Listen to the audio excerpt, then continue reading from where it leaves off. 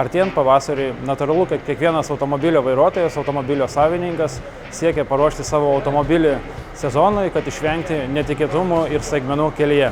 Nors dauguma vairuotojų nesureikšmina amortizatorių būklės patikros, mes norėtumėm priminti, kad būtent amortizatoriai yra atsakingi už automobilio stabilumą bei saugumą. Automobilis su netvarkingais amortizatoriais ne tik praranda stabilumo savybės, bet ir prailgina savo stabdymo kelią. Taip pat nepamirškime, jog sugedę amortizatoriai tiesiogiai kenkia ir kitiems automobilio pakabos elementams, tai yra vairo traukiams, šarnyrams, stabilizatoriams ir kitoms pakabos detalėms.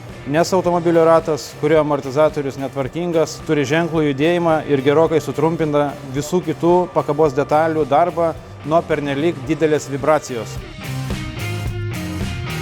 Dauguma automobilių gamintojų rekomenduoja atlikti periodinę amortizatorių patikrą kas 20 000 km arba kas 1 metus. Ir patikra, kuri paplitusi liaudyje, automobilio kampų paspaudinėjimas tikrai nėra tinkamas būdas įvertinti amortizatorių stovį. Tad rekomenduojame šį darbą patikėti kvalifikuotiems specialistams ar servisams.